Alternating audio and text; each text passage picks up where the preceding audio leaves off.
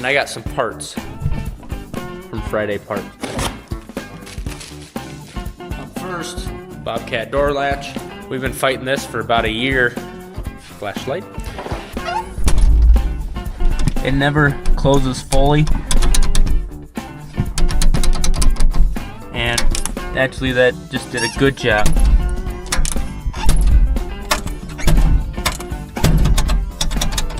So sometimes you'll be bouncing around and there's a little sensor on here and it'll tell you that your door is open and then you'll lose hydraulic function.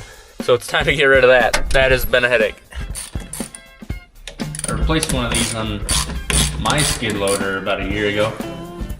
It just seems like it's a part that, you know, it gets slammed a lot, so it's gonna start wearing down and not working like you want it to.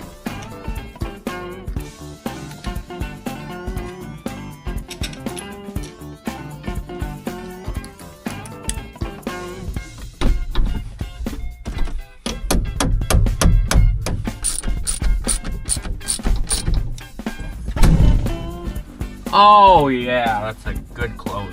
Look at that.